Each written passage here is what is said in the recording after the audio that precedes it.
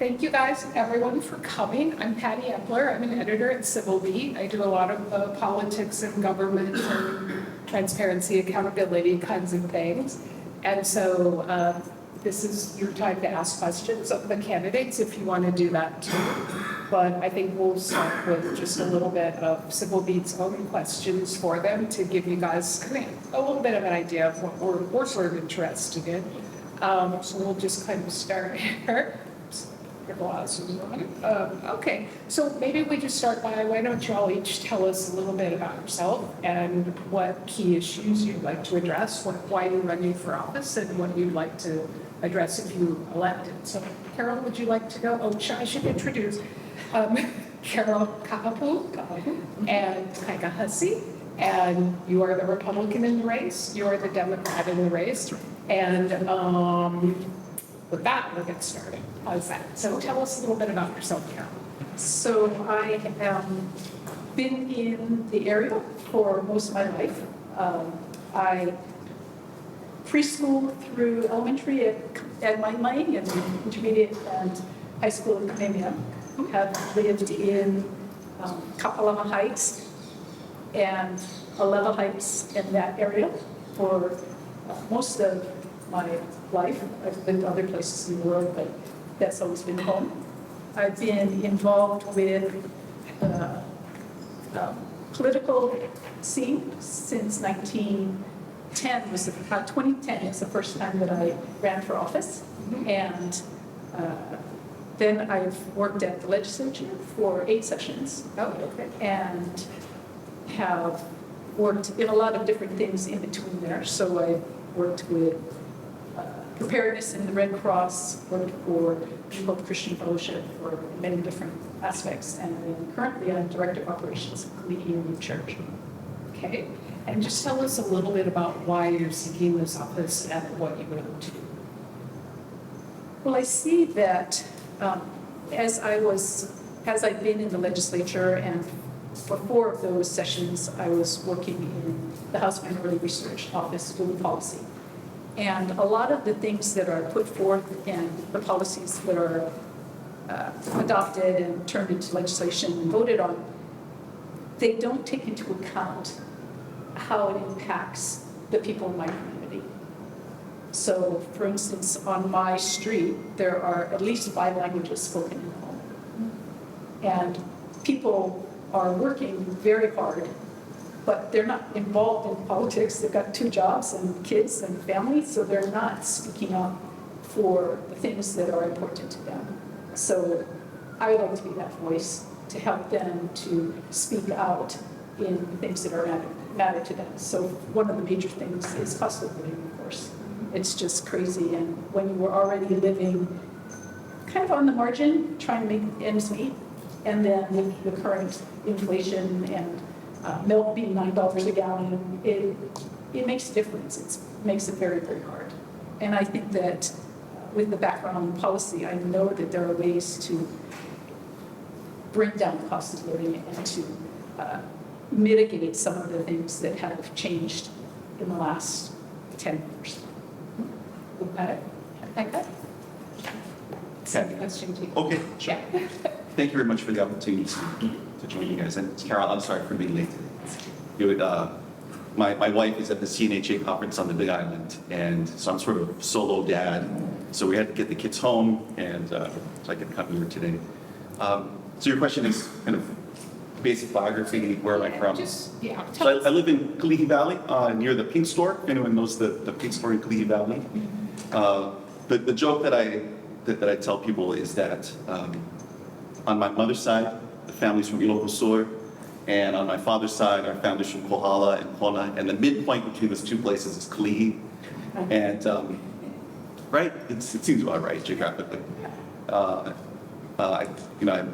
live up in the valley.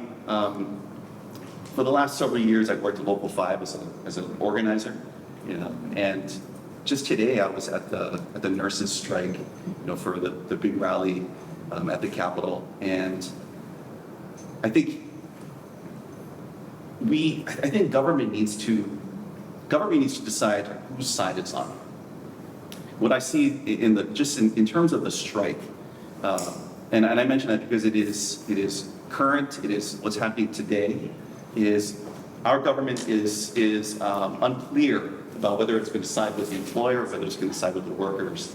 And I think that government needs to assertively and affirmatively decide that we are going to stand with the workers.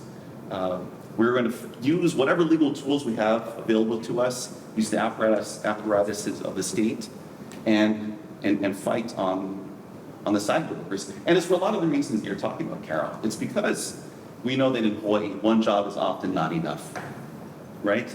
And we live in the same community. I know the same people who are every day working incredibly hard to try to provide a better life for their children, for their future generations. But there's a lot of folks that are frankly taking advantage of us. And I think about, for instance, the fact that Mark Zuckerberg just bought 600 acres on the island of Kauai.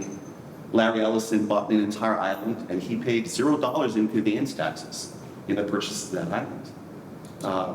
Here in our area of Kalihi and Kapalama, we actually pay higher property taxes on a per valuation basis. Like if you took the property valuations in our area and compare them to the taxes that we pay, and then you do a side-by-side comparison with property valuations in areas like Kahala, for instance, we pay more in taxes.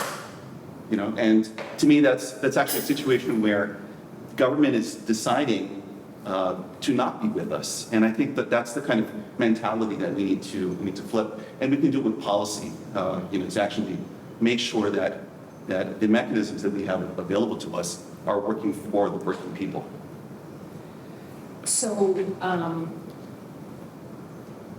guys both in your Civil B Q&As talked about the economy and cost of living and poverty and those kinds of things as issues that you would like to address. You're talking about taxes now. Those issues have been around forever. They seem almost intractable. The legislature doesn't seem able to deal with that in a really effective way. So what would you do very specifically to try and at least come to some sort of start on coming to grips with, say, the cost of living, whatever? Ikaika, why don't we start with you, because you kind of threw out taxes as one idea. So I'll use this time to illustrate one tangible way in which I think Carole and I disagree. Okay? And just because this is an election year, voters need to make a choice. And I find it sometimes easier just to say, okay, this is where these two or three individuals actually have a difference of opinion. And that's with regards to HB 2404. And I think that's the number. It's the tax cut bill that was passed this past legislative session, 2024. And it's a bill that does some really great things. It provides some tax benefits for working class people. It provides greater tax benefits for middle and higher earning individuals and higher earning families.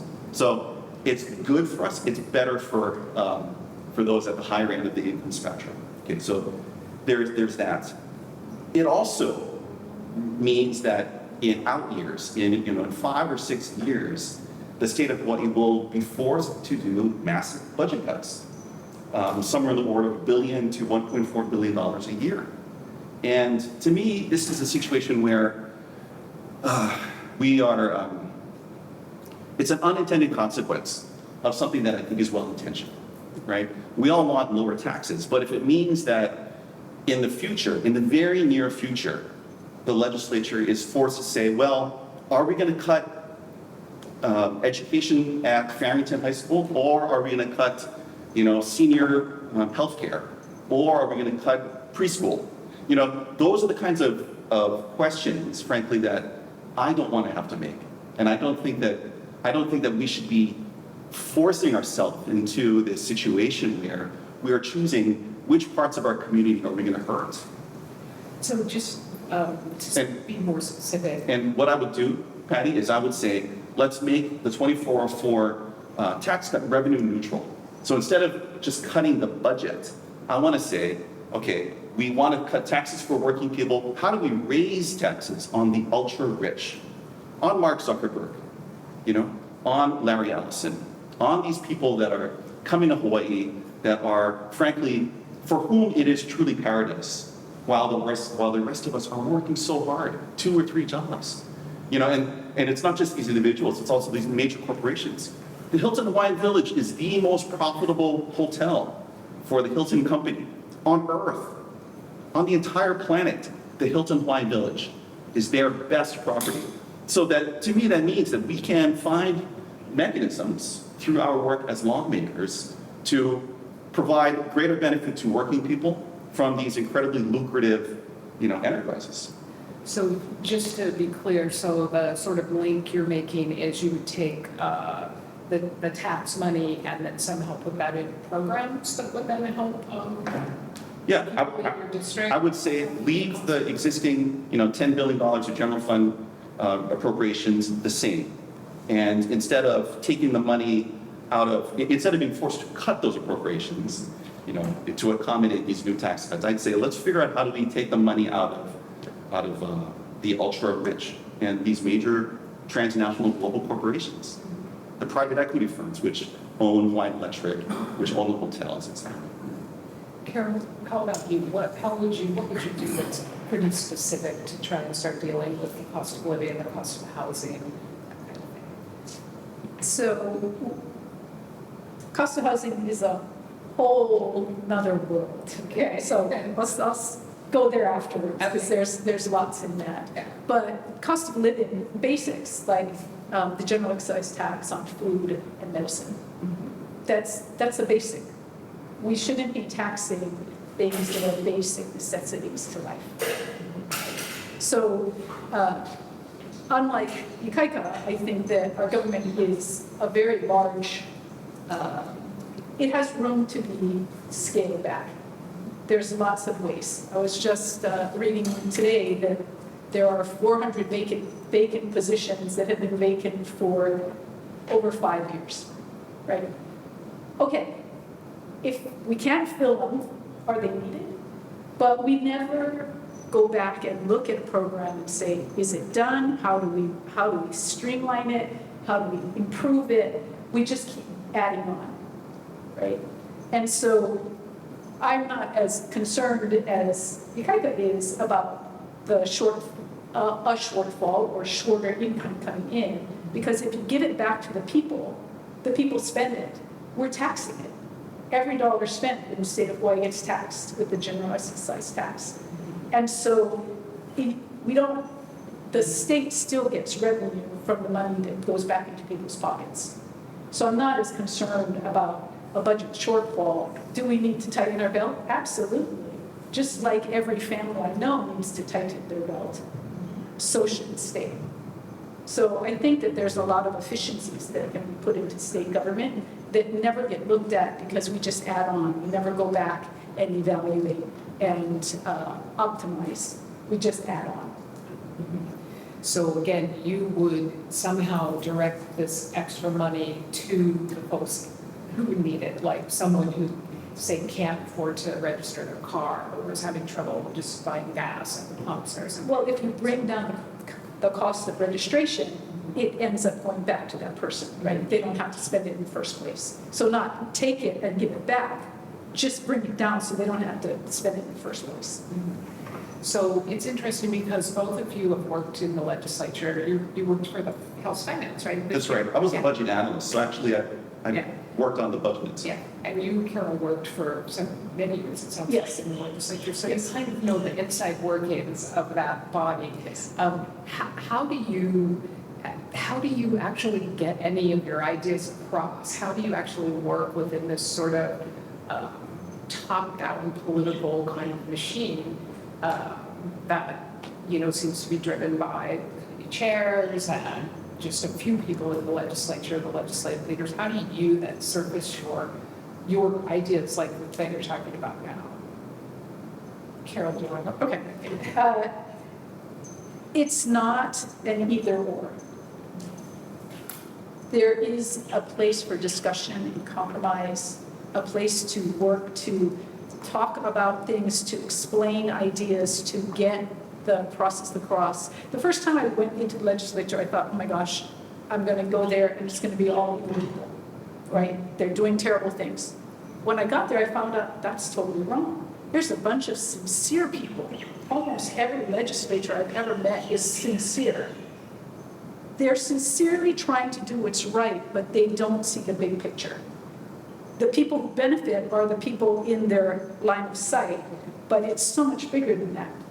The people of Hawaii is a bigger group than what they're looking at.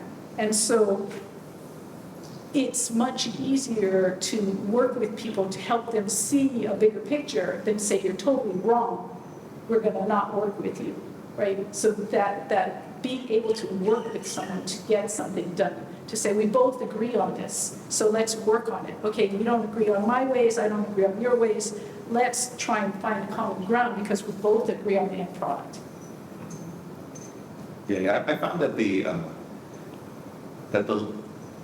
physical architecture, if you wouldn't mind this brief digression, the physical architecture of the Capitol to me is fascinating because you have this really nice kind of brutalist modernist building where all of the hallways face inwards. And so it tends to be sort of self-referential. People are looking at each other. And you're right, Carole.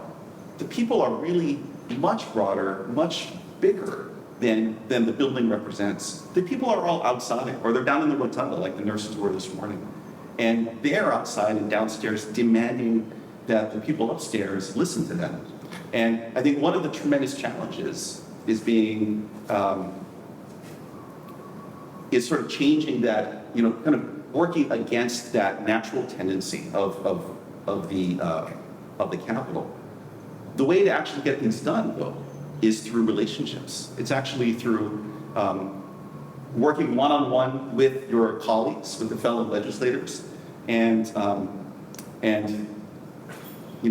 this is a conversation that I have with some of my friends on the progressive side of the spectrum, on the Democrat and progressive side, which is, oftentimes good ideas are not sufficient. And that's the reality, right? Good ideas are not enough. It's not enough just to be right. You actually have to work with people. And at the end of the day, everyone is a person with their own ambitions, their own egos, their own feelings that all require a lot of finesse and massaging. And that is a tremendous challenge, but also I think that is the route through which we can make change. It's through approaching the job collegially and not with like an attempt to bully people into taking a particular position or deciding onto an idea. And the last thing I'll say is I think that the media is really the critical institution for us getting good ideas across, because the media, it literally means the medium. It's the in-between. It's the means by which people can communicate.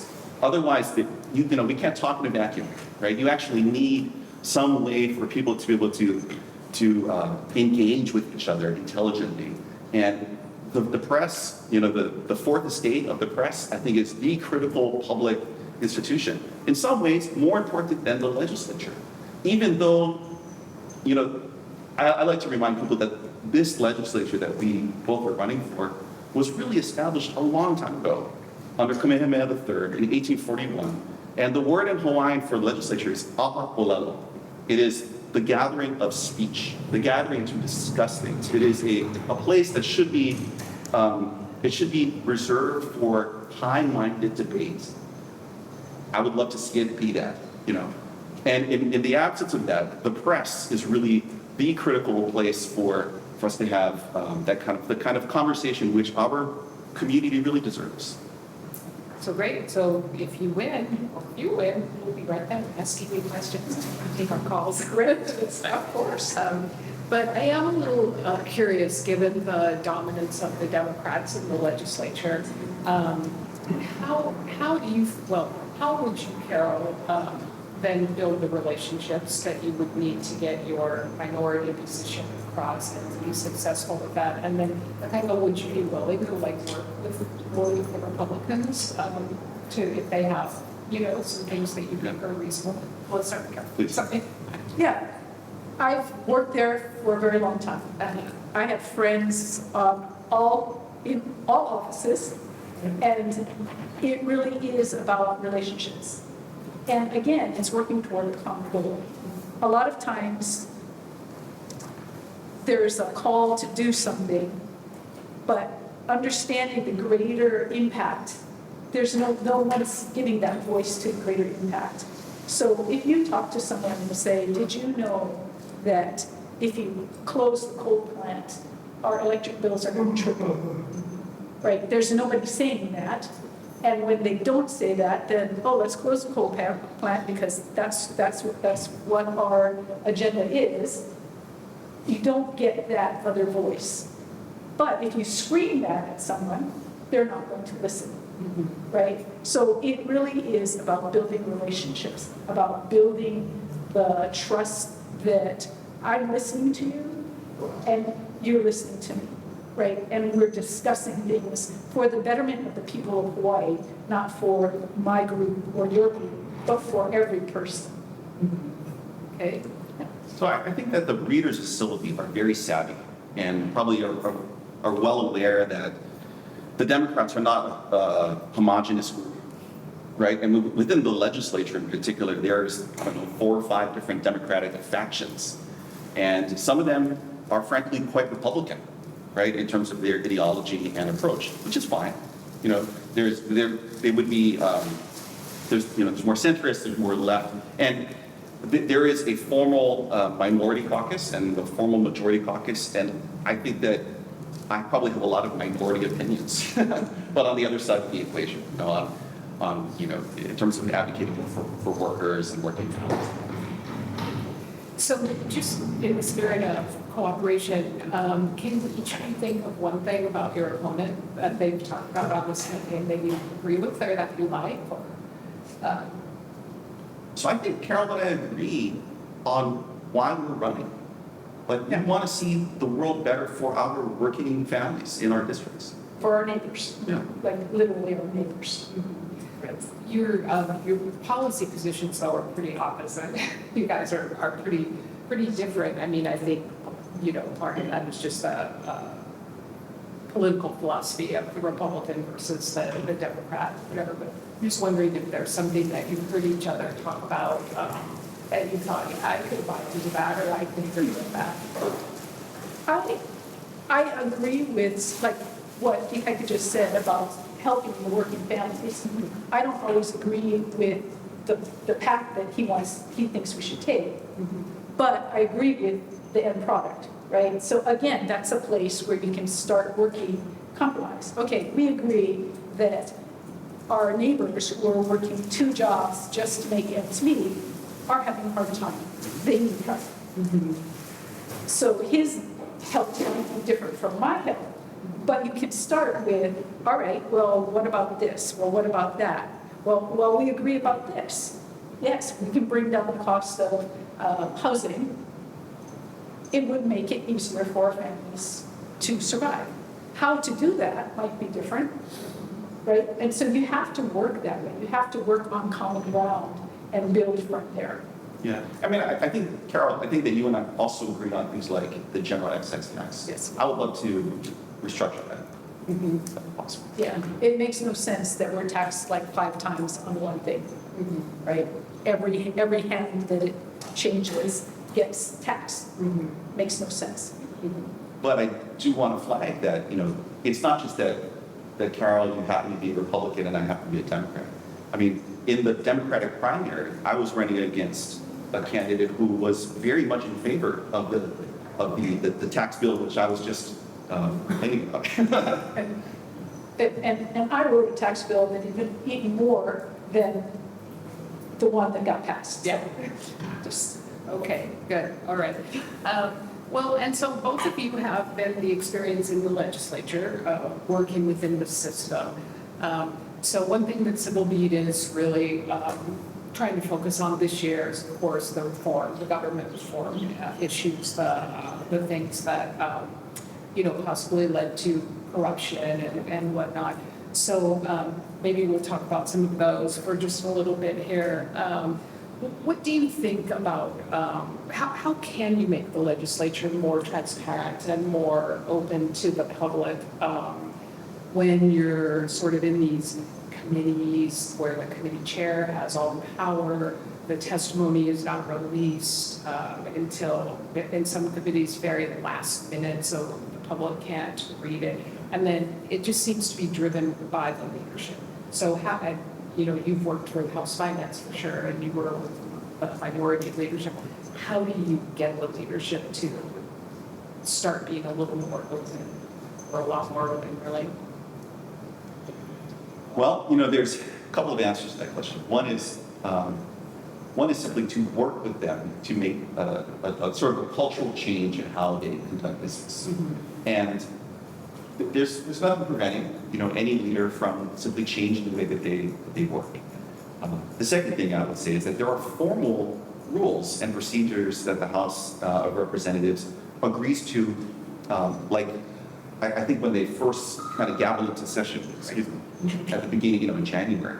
And there are conversations that are happening right now about trying to reform those rules. And there's neighborhood board resolutions. I think the League of Women Voters has a resolution that is being circulated. And there's a lot of informal conversations that are happening within colleagues about really smart ways of changing those processes. And for me, one of the main problems with making things a little bit more transparent and a little bit easier for people to get involved with is the length of the session. Mm-hmm. It's press the gas pedal, Yeah. go full speed to full stop, right? There's no breathing room in there. If that session was longer, there'd be more time for a discussion, more time for a debate, more time to allow people to schedule a hearing with more than 24-hour notice, right? And that allows people to get the testimony in and allows people to read the testimony, right? But if you have back-to-back hearings and you're going from one to the next, to the next, to the next, there's no time in between those hearings. So it ends up being just go fast. And a lot of things get missed. And a lot of things can be, I don't want to say, shuffled to the corner, either to be forgotten or to be moved along without people noticing, right? My favorite example was a gambling bill.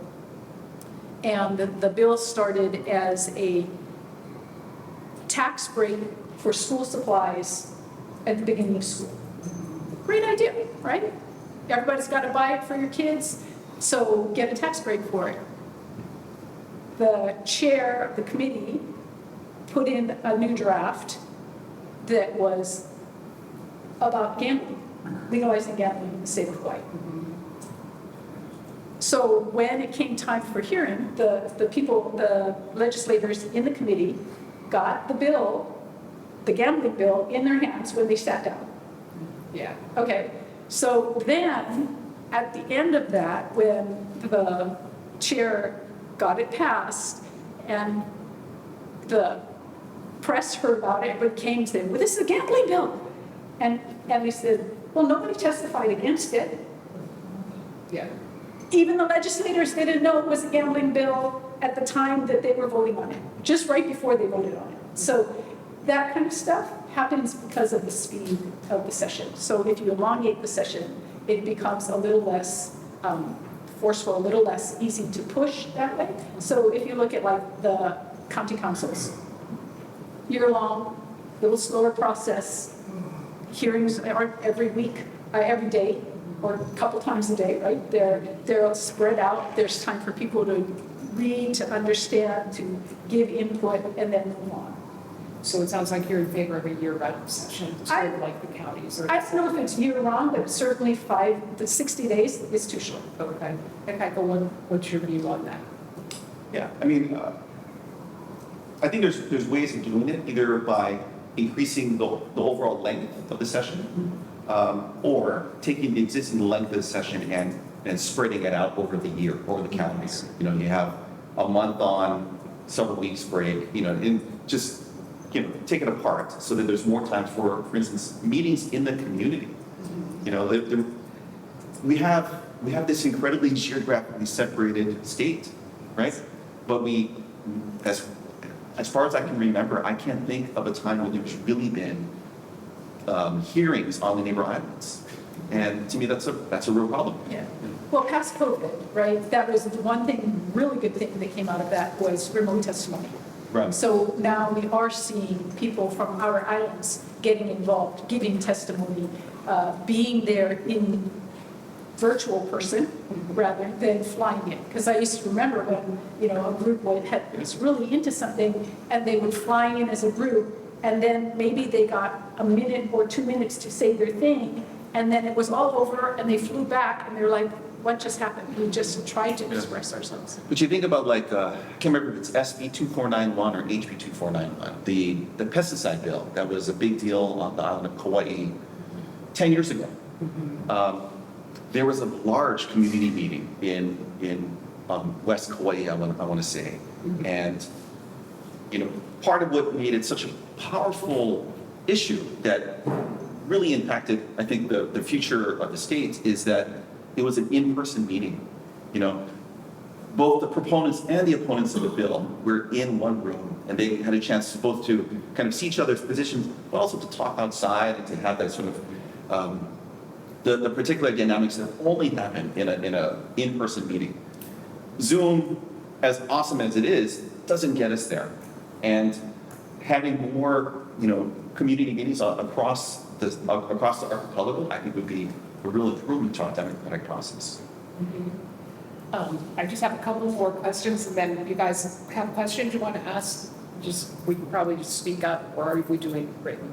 So, Yeah, I mean, if everyone has questions, you guys can just speak out and ask. all right. Just sort of in keeping with that theme, it does seem like people have really lost faith in the democratic process and in participating in elections, whether it's voting or voter turnout is as low as it's ever been. We had fewer candidates sign up to run for office this year.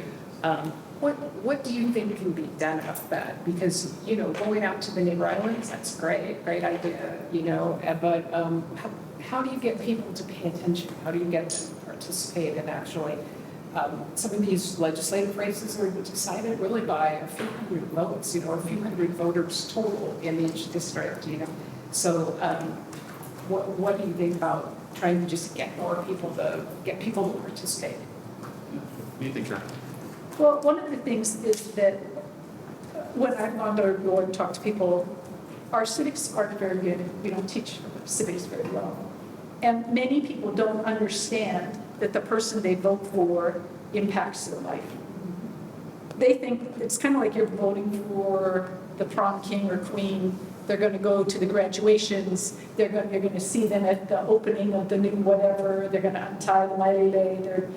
That they're really just a figurehead.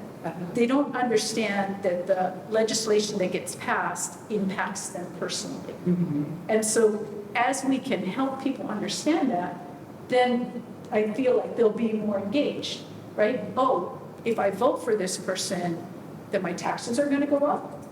Well, that's not good. If I vote for this person, my school is going to get fixed? Oh, that is good, right? So whatever it is that matters to them, they don't have that understanding that it's a direct impact. And so helping people understand that is, I think, would change the process, change the amount of people who get engaged.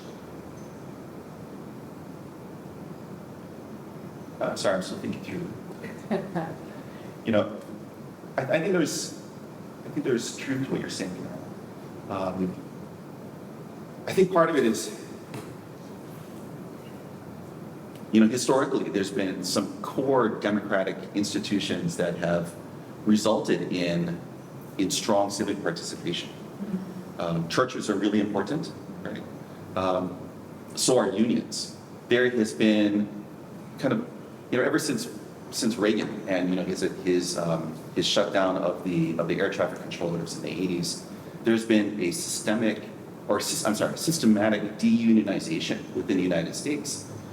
And it really is an assault on the working class, right? It's trying to say that the working class should not have as much power as it did. And one of the results of that is people feel a loss of potency. They feel a loss of power because they are forced to engage with the world merely as consumers of it, and instead of active participants in a strong political organization like a union. And so I actually would trace a lot of what you're describing, Patty, to that process. It's essentially of the boss trying to take away the power of the workers and take away the power from our communities. And so I think the way to approach that is actually to support unions. It's to figure out how do we strengthen those core democratic institutions in our community that are making sure that people both have living wages, but also have a political program that they can understand and they can organize around. So I don't know, that's kind of where I'm thinking about today. So one thing we hear a lot from people is that they feel there's no need to vote, that the Sort of a fait races, accompli. yeah, Yeah. the races are decided in the primary, the Democrats always win. There's some, solutions that have been proposed for that. Some was, for instance, top two voting, everybody goes on to the general, no matter what, that kind of thing. But I'm interested in the citizens initiative process because it just strikes us that if you put some questions on the ballot that really matter to people, that they would then have a sort of a direct say in, perhaps they'd be more interested. Or we could bring back the draft. That's my generation, but then that might get people to turn out. Just kidding. But but what do you think about a citizens initiative process where? I think it's fine if it's actual citizens. I think there's a real danger in us looking at democracy just as voting and just as like this surface participation in, in the formal processes of democracy. Democracy is much more than that. Democracy is getting involved in every aspect of our civic life. It's going on the neighborhood board, like Carole and I, we both serve on our neighborhood boards. It's knowing your neighbors. It's participating in mutual aid work, like a lot of us did during COVID. It's having a community garden plot. It's being a public person as well as a private person. And I worry that if we, and I should say, Patty, I said in my civil lead response that I support citizens initiative. I think that's fine. But we live in an incredibly unequal world, right? Where you can have a citizen put up an initiative and then another citizen, but that other citizen happens to be backed by, I don't know, the Coke Corporation or whoever, whoever the Amazon, I don't know. You can choose your transnational corporation of choice, and if you can't tell from the outset if it's grassroots or astroturf, then it's not democracy. It is a facade. It is shabai, and I don't want that. I want actual democracy. So for me, the legislature is just like it is an element, it is an institution, but we need to make sure that we are nurturing all of these other parts of our community, families, churches, schools, public libraries, parks. All of these things are part of what we need for a truly democratic society. Carole, do you have thoughts on the citizens initiative process? Or? I kind of agree with Ikaika because I've seen in the mainland that there is the grassroots, the people who get upset enough to take time to do something and to get something out there and to start the process. But there is also a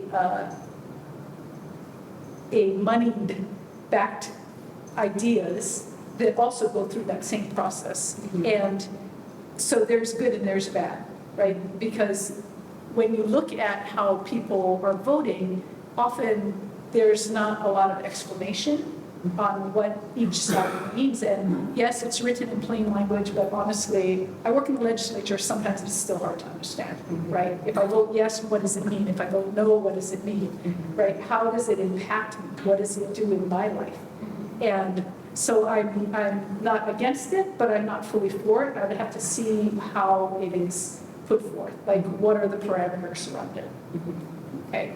And then what would you think about the elections office, for instance, being more proactive in explaining to people what, what the sort of more of a get out the vote kind of,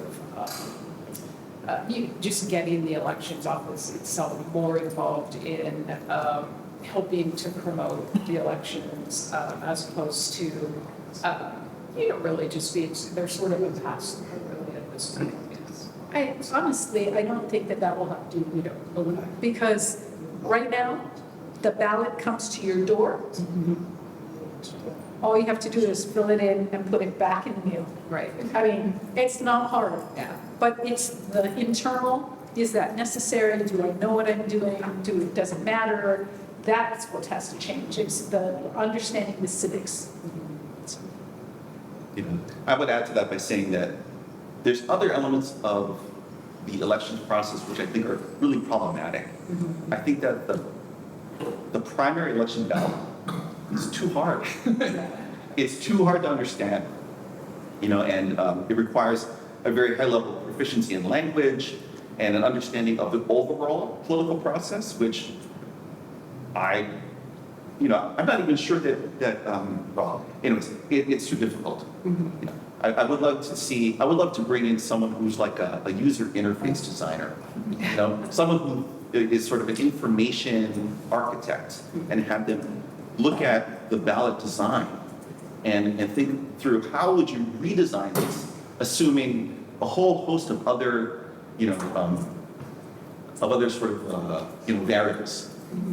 And I know we have what is called an open primary here, but would you support an open primary where you can pick and choose? You can vote for a Republican here or a Democrat there, rather than having, having it specifically, if you vote for the Green Party candidate, you can only vote for the Green Party primary. I think you would get more participation that way. I don't have strong feelings on that. So if you were to approach it from something like a game theory approach, right, and it presents too much of an opportunity, I think, for people who have, not nefarious, but who are like really into politics, who would say, okay, we're going to vote for a strong person from party X and a weak person from party Y, with the goal of having the strong person from party X win. Yeah. And I don't think we want to gamify our politics like that. It loses its sort of sincerity. Yeah. Okay, who wants to ask questions? Okay. So I appreciate a lot of common ground between both of you, the Democrat and the Republican. Can you help me by pointing to two differences between both of you, either on platform, whatever it might be, but what are two differences between both of you? Differences. Differences. I see a lot of similarities. What are the differences? So I hear you talking a lot about equality. And my basis is equality of opportunity, not equality, right? So everybody should have an option to make a living, to start a business, to go to school, but we shouldn't force everybody to do the exact same thing, right? So equality of opportunity, not equality of outcomes. It all depends on what you put into it. If maybe, I think we push going to college, where if you go to the trades, you might have a better living. You might enjoy it more, but we're pushing going to college because that's equality. Everybody gets to go to college. But the trades can really help. These days, you make more as an electrician than you do as most things that you get from college. So I'm all about equality of opportunity, not necessarily mandating equality. Now, I'm not saying that you mandate equality, but I'm just trying to find something. Okay. She wanted two things, though. I know, that's fine. Well, maybe if you could do one Sure. thing and So, Carole could do one. We talked about the differences about the tax bill already. I would not want to cut public education, for instance. In fact, I'd like to increase spending for public education. I think that cuts to core services, which provide, I think, the equality of opportunity that you're describing, those are non-negotiables. And I say this as someone who actually spends a lot of time not in public education, but in private education. I sit on the board of a tiny little elementary school, and and we spend way more money than is spent in the public schools. And to me, it's not because we're spending too much money. It's because we're not spending enough money in public education. We are not actually doing enough to support the working families of our community. And I would say we're not spending it well, that we don't necessarily need to increase the amount of money that we spend, but we need to be better at how we spend it. And I would love to hear your thoughts on what you would change, like the specific items in the EDNs, EDN 100, 150, 200, 300. Where would you move the money around? I would cut down on the administrative side Okay. and bring it more to the students. Yeah. I will probably do the same thing. But you don't want to cut anything. Well, I mean, to me, it's part of our job. Yeah. Part of the job is to look both at the details, but also at the big picture. Right, and again, it's going back to what I said, is we always add on, we never go back and reevaluate where we are. We never cut, we always add. That's what this state does, and you find things like, why is this here? Nobody's doing it. Why do we have these 400 positions that they can't fill? Are they really needed? If they were needed, they would be filled. And I think a second area where I think that we disagree is, I don't believe in taking I'd like to approach the problems of government with an abundance mindset. I'd like to say, okay, we have X, Y, Z problems. Let's find the resources to address those problems, okay? And there is a common approach to budgeting, which is to say, we can't use this kind of revenue. We can't find taxes on the ultra rich, et cetera. I'd like us to figure out, how do we make it happen? For instance, just this morning, the governor released a statement saying that he doesn't have the legal tools to help the nurses who are on strike. And I think that the approach of the politician, of the political leader, should be to say, let me find the tools to go and help the people who are on strike. Let us be creative. Let us be ingenious about using whatever tools are at our disposal in a state with a lot of resources. The GDP of Hawaii is $78 billion. We actually have a lot of money. There's huge amounts of money that flow through Hawaii every year, which we don't tap into. One thing that I've been thinking about, is every year 10 million tourists come to Hawaii, and they take photos on their phones. They post them on Instagram and on Facebook, and then Facebook and Instagram monetize those photos. I would like to take the position that that is business income earned in Hawaii, because they're using us. They're using our tourists and our photos to generate money for these transnational corporations. Why can't we find a mechanism to assess a fee, a tax for that? That is income that Meta is making here. Let's find a creative way of tapping into that money. I mean, after all, Mark Zuckerberg just bought 600 acres. So how would you do that, though? Just as using that as an example. I would use the tools of the state of Hawaii, its ability to, first of all, these are public corporations, right? So their information is available publicly, using the SEC and that apparatus, and also our own ability, for instance, when Hanabusa was the Senate president, and she used the powers of the state to go in to investigate the actions that are taking place by private individuals, private corporations. We can do the same thing. We could ask for documents to be presented which indicate how much money they're actually earning here in Hawaii, and then figure out a tax strategy which is fair, but does so help to kind of make us whole for all of this money that's Like you feel like that's something you could do at the state legislative level through a study, Yes, you know, but not me personally. yeah. I think this is what that Hawaii can do, absolutely. I guess one thing that has always frustrated me is people have great ideas, like that seems like a really great idea, but it's really hard to get it done. It's hard, So, yes. and that's why we have these intractable problems like housing and cost of living that people just talk about year after year after year, and then they never get them done. And so it seems like, it would be good to hear it's like one concrete thing that you think could actually be done. That seems like a huge lift, to tell you the truth, and to tax, Zuckerberg. Yeah. I would flip the question around, Patty. If things are hard to do, why is it hard to do? And are there structural and systemic problems in how government works in Hawaii that make it such that it's hard to do? Are there other institutions like the press which should be doing things differently so that we can solve these problems? Yeah.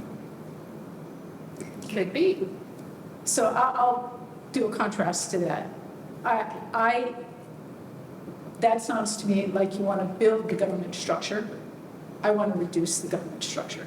I think that our government is too big, has too many parts of it that is doing too many things that it should reduce. For instance, why do we pay to advertise Hawaii? We don't need to pay to advertise Hawaii, but our government spends millions of dollars, our state government, advertising Hawaii, so that makes no sense to me. Yeah. So I'm more minimalist.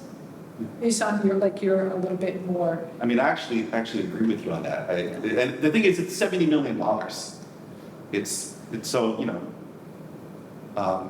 I'd be open to rethinking that $70 million advertising budget. More questions from the audience? Okay. Okay, so imagine November 5th. You won. You party with your family and friends. And then you have to walk into the legislature. Okay, rolling up your sleeves. What is that one thing on your mind that you really need to do? And now you have the ability to do. What would be that one thing, the most important?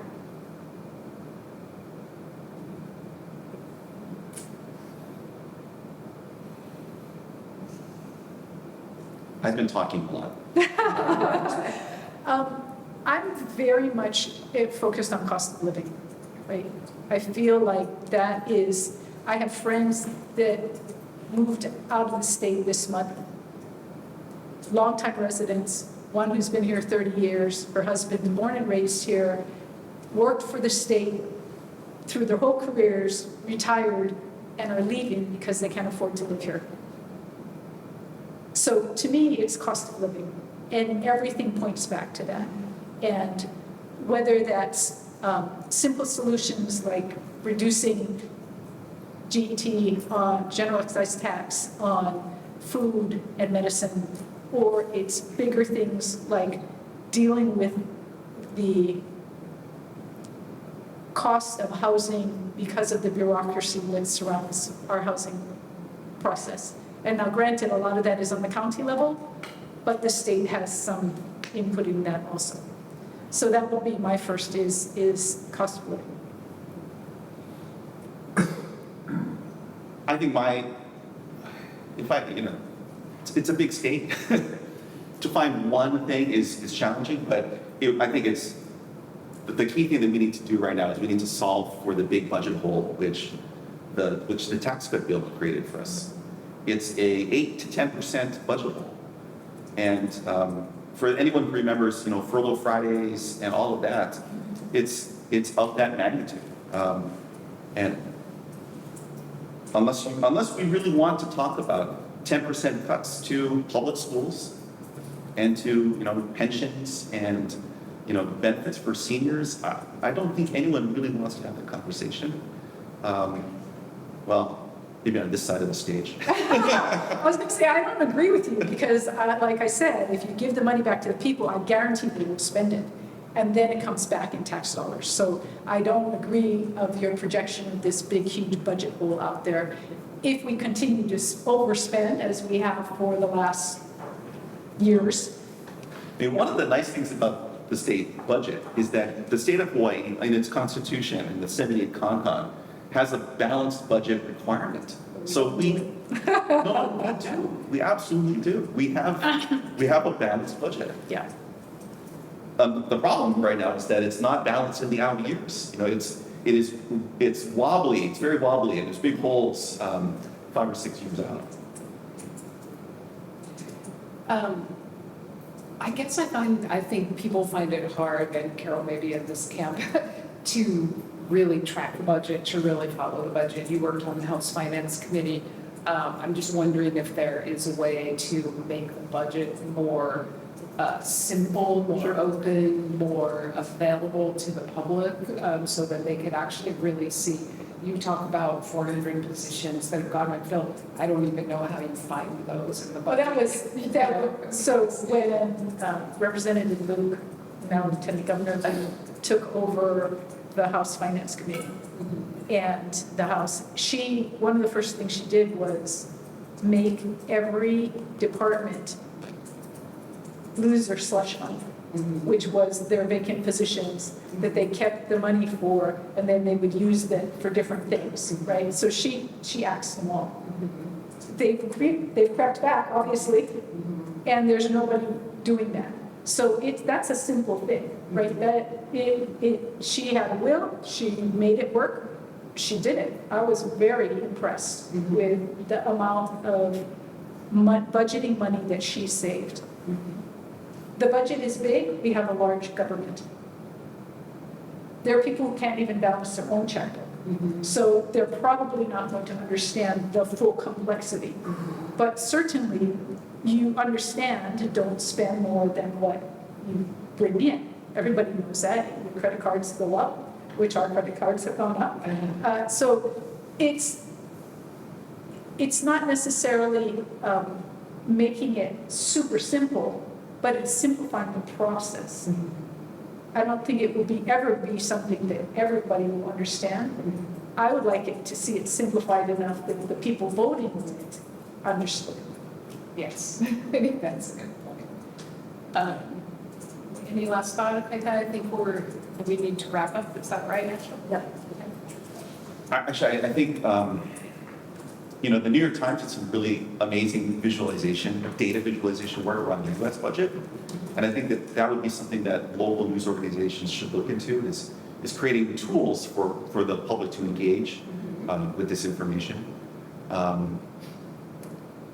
And the other thing is, I think we need to find mechanisms in sort of in our community itself for people to engage in conversations around the budget. Like, for instance,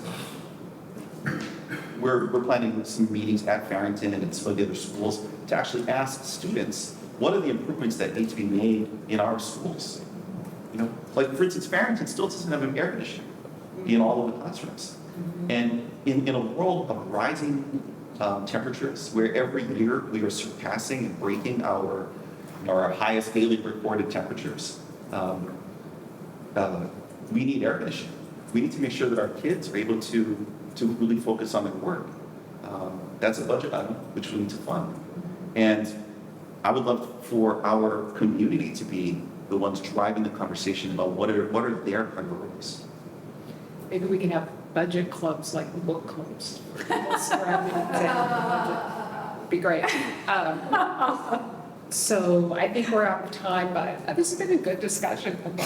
So I really appreciate you both coming out and fighting the traffic and the construction outside and joining us. And this will be recorded and available on our website for folks who couldn't make it tonight to come. But I really appreciate it.